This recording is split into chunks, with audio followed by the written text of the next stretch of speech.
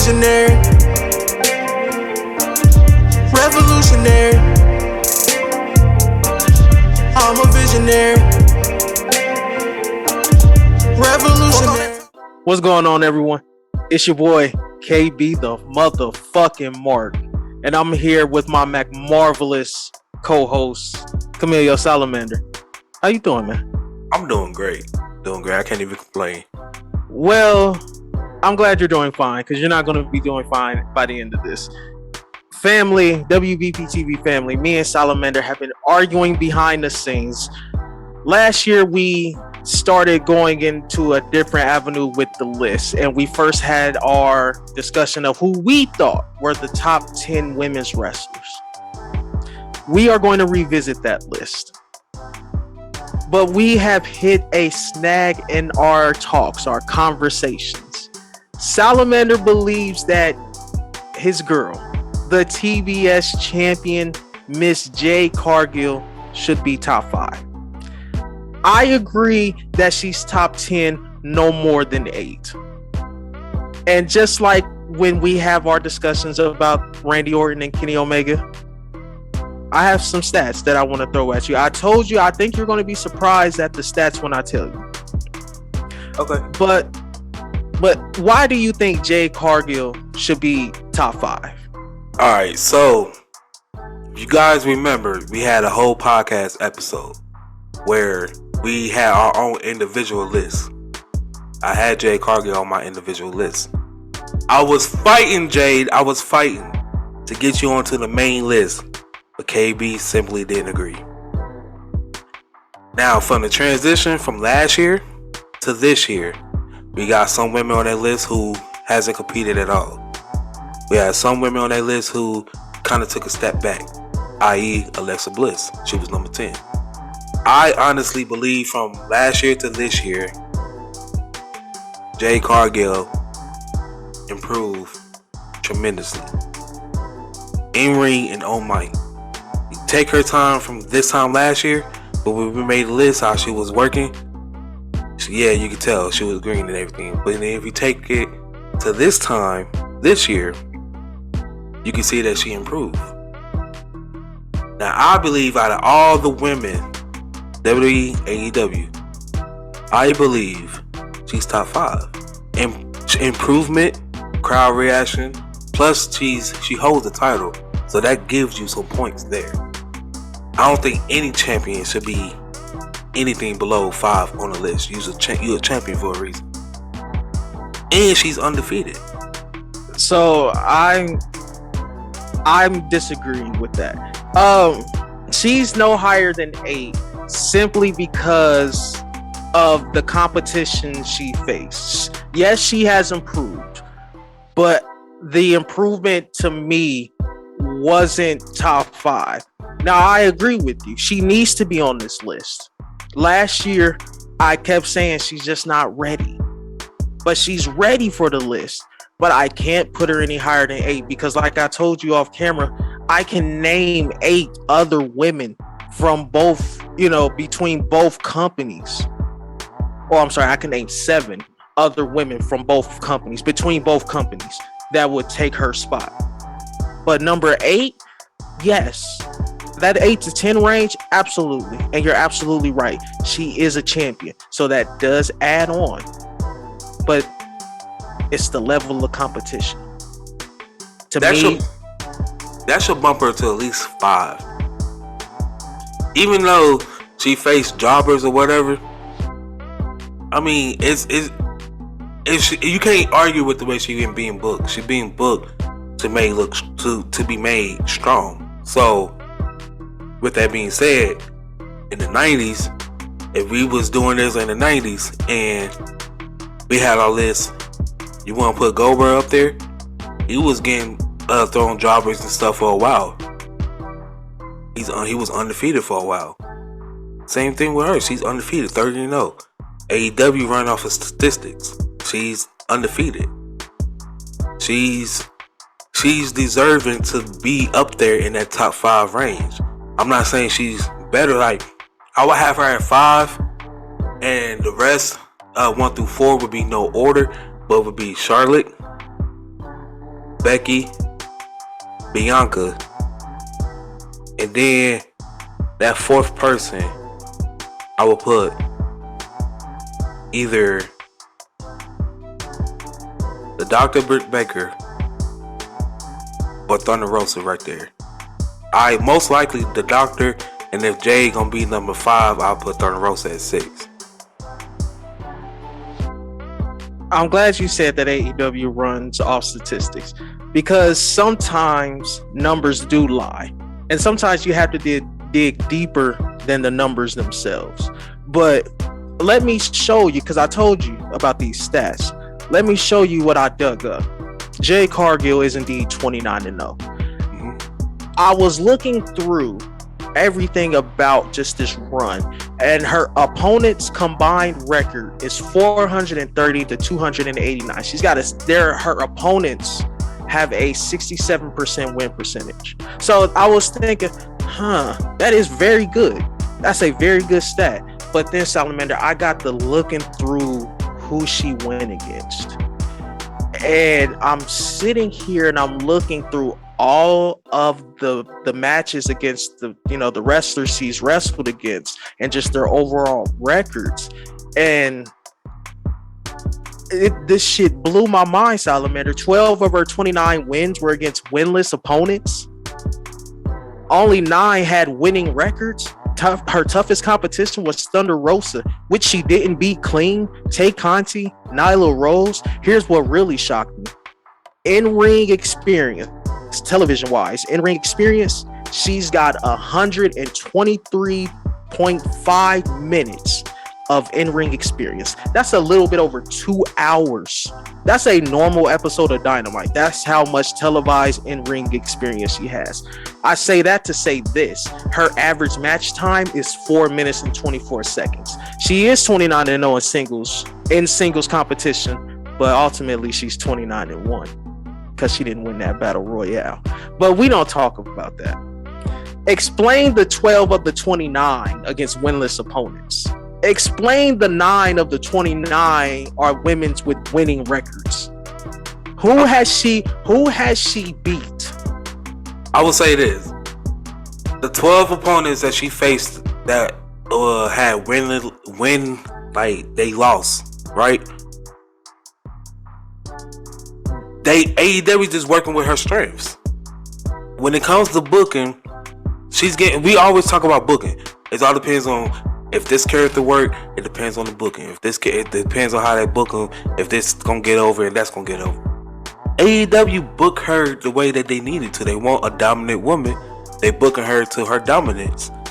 Yes, her in-ring experience is only 2 hours, but that's because they working to her strength. They booking towards her strength. They're booking her to be the next woman. She's green. They building her up to be like the face of the future of the women division at AEW. So they're working towards her strengths. Yes, she defeated Nyla Rose. She defeated Thunder Rosa. I.e., no matter if it's clean or not, a win is a win. At the end of the day, if you look up 10 years from now, look up the results of that episode, it's going to say Jade Cargill W, Thunder Rosa L. That's it. She still win.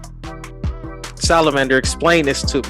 Explain this. Danny Jordan, 0-18. Rekka Tahaka, 0-13. Kylan King, 17-32. Rashay Chanel, 0-8. Robin Renegade, 0-13. Amber Nova, 0-7. Katie Arquette, 0-2. Blair Onyx, 0-3. Shauna Reed, 0-4. Angela Risk, 0-11. Santana Garrett, 0-4. Janae Kai, 0-3. Valentina Rossi, 0-9. What about Warlow? His first couple matches was against jobbers. Are we saying that just because you get booked against jobbers and you come out victorious, it don't count? It don't matter if we're doing a list because you wasn't facing real competition? No, I'm saying due to the level of competition she's faced, I can't put her no higher than an 8. She's not 5. She's not top 5. If you take away the competitions that she faced and just take and put in place of her whole run of this year from last year we made a list to this year and taking effect of her improvement in ring, on mic, the way she's been pushed, the way she's been on TV, the way she's been booked, she's top 5. You looking into the competition that she faced, she didn't face anybody that's worthy enough to actually give her a run for her money. She didn't face anybody that hadn't have a record like that. So she's not top 5 because she faced opponents that wasn't worthy enough. That's not. I mean, she top 5 regardless. She's a champion. She's getting booked strong. She's undefeated. I mean, what else? I believe their level of competition should show. I mean, we look at stuff like, for example, the NCAA, college basketball, right? College football. We expect the bigger schools to dominate. But if the bigger schools aren't playing up to their competition level, it's frowned upon. Am I wrong? Okay. I'm not saying she's not great. I'm not saying she hasn't improved. She didn't make the list last year. Now she's number 8. I told you last year, if I was doing this based on potential, she'd be number 1. Every conversation would start and end with Jade Cargill. I'm saying she's definitely deserving of being on this list. The TBS champion, yes. 29-0, yes. She's got the look and everything else. Can I just read to you one article that kind of shocked me? Okay. This article is called Jade Cargill and the Ryback Syndrome, posted by Joey O'Doherty, January 5th, 2022. I'm just going to read 2 snippets. He says this: she certainly has the look and charisma of a star. She looks physically impressive and stands out from the rest of the roster in her dazzling metallic ring gear and striking silver hair. She can speak and looks believable. With the addition of Mark Sterling has helped her connect with the audience. From a character perspective, she is firmly on the right track as she carries herself with an air of arrogance. He goes on to say, but right now, based on recent evidence, Jade does not appear ready to go beyond 5 minutes in the ring, as her match with Thunder Rosa showed. Even with an extremely competent opponent, she is still extremely green. Her exchanges look sloppy, her selling doesn't look genuine, and she appears quite nervous. Her confidence, which is proudly displayed when she poses prior to the bell ringing, is all but vanishes when she tries to execute a couple of sequences or when she is required to sell offense. If Jade Cargill is not top 5, she's 6.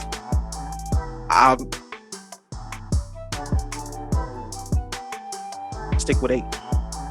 I gotta stick with 8. She's definitely deserving to be on this list. I can't put her no higher than 8.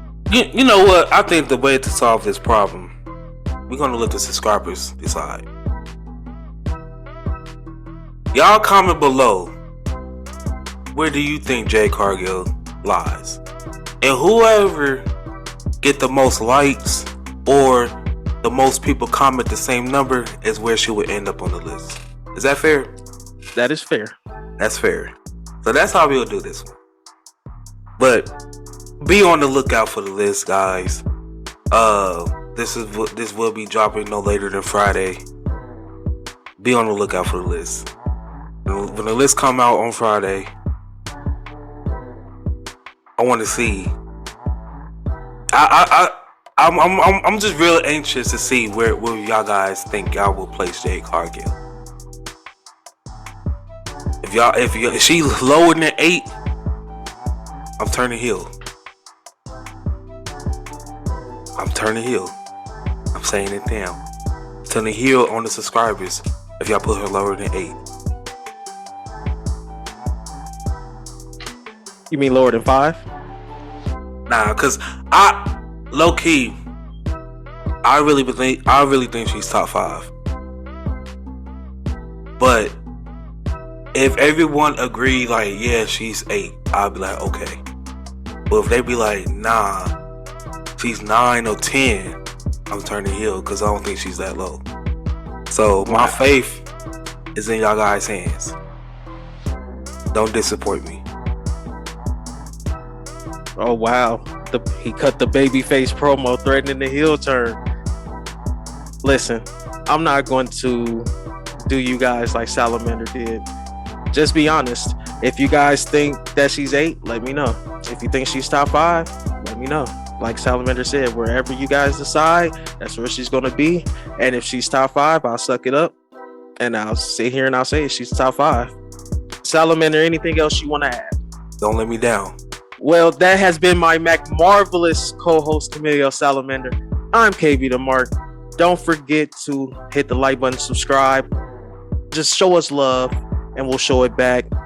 We are some motherfucking marks, but on top of that, above all else, we simply love professional wrestling. Nah, I kind of fucked up there, Salamander. I'm sorry. We don't like professional wrestling here. We love sports entertainment. There you go. I started with nothing and came out a king. I've been the one that's been ballin' for rings. It's been me and my team and we chasing the green. My team be the shit, we ain't ballin' for free. My team be the shit, we ain't ballin' for free.